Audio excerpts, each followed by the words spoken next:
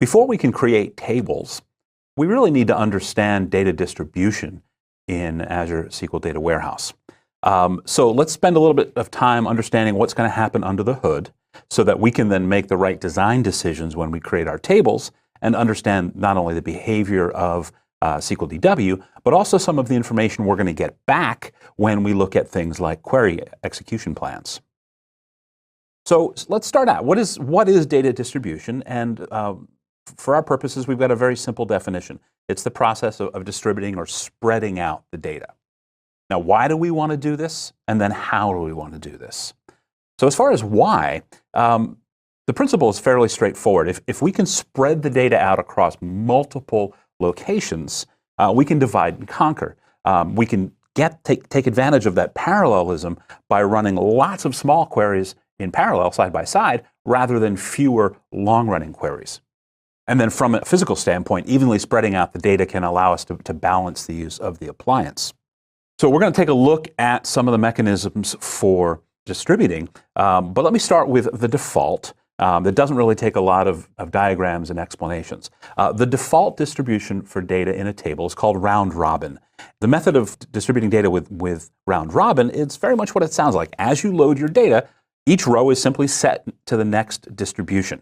Right? That way you'll always get randomly distributed data evenly across all the distributions. There's no sorting, there's no processing. Some people call it a random hash. But the key thing here is there's no built-in inherent logic as to where the data is. So in order to find the data, we need to send all of the worker nodes out to look in their slices. So this is the default, and I want to get a little bit more into the behind the scenes of this to understand it, but we'll also talk about an alternative to round robin that is very effective.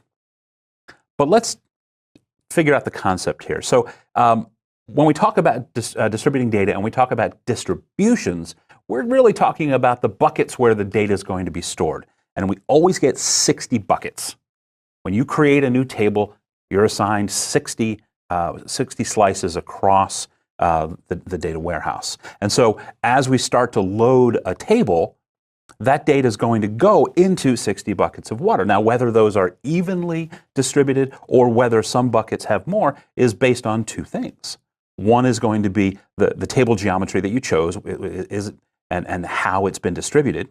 So is it round robin or is it hash? And then what is the nature of the data itself? Some data itself is skewed by design, skewed by nature. All right, so we're going to think of this in terms of a bucket of data. We're going to call each bucket a distribution here, and each distribution itself is going to map to a physical table allocated physical space, and each bucket has all of the rows from your table that have that same distribution value if we're distributing based on the values. And remember, round robin does not get distributed based on the values.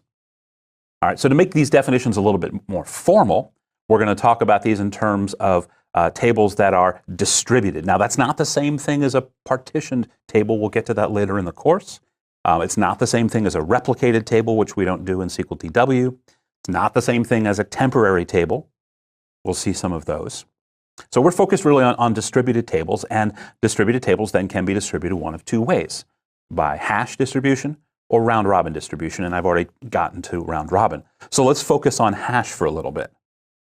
Hash distribution drives the spreading out of the data across the buckets by looking at the value of a single column, creating a hash of it, and then using that hash value to figure out which of the 60 buckets it goes into. All right, so let's take a look at what that might look like in practice with a kind of a simple example. So I've got 60 buckets here, and I'm going to create a hash of whatever my first value is, and based on that, we're going to put that into bucket number 5 here. Now, none of this is transparent to us in process. There are going to be some management views that we can use to help us understand a little bit about how the data has been distributed and where it lies. But we don't necessarily have a view into every single one of these buckets. So that was a hash of 1. Let's go ahead and find a hash of 2. That's going to get dropped into bucket 31 here. And here comes a 3. And we'll drop that in to bucket 46. Here's another 1. So that's going to go back into bucket 5. And we can kind of see how that's going to play out. So what does this give us?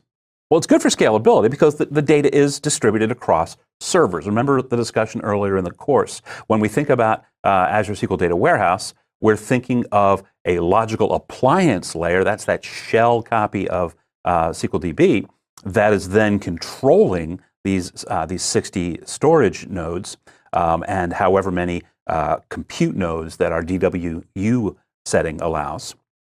So the data is always spread across these multiple servers, and that's great, again, for scalability because it means we can deal with huge volumes of data in parallel, but it does introduce some overheads. The data is not all in the same place, of course, and depending on your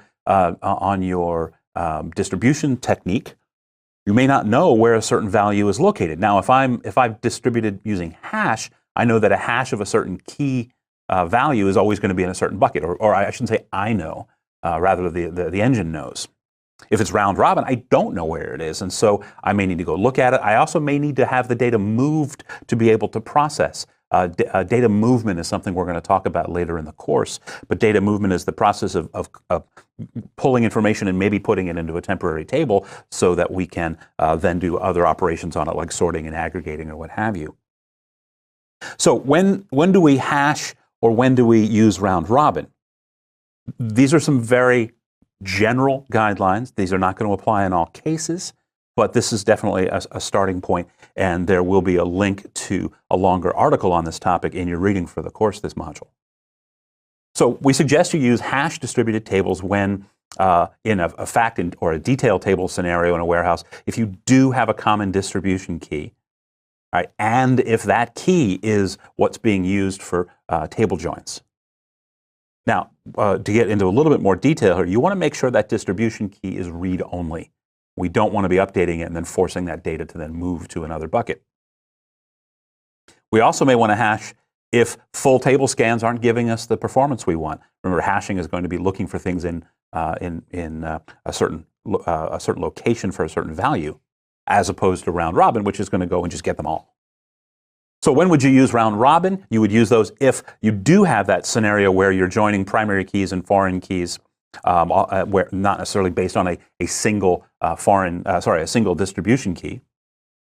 And round robins are also an excellent candidate to be used for initial loading. If you just need to stage a whole bunch of data, go ahead and round robin it. There's no need to have any kind of logic calculating hashes, and you initially don't really care how the data has been distributed. You just want to get it into the warehouse as soon as possible.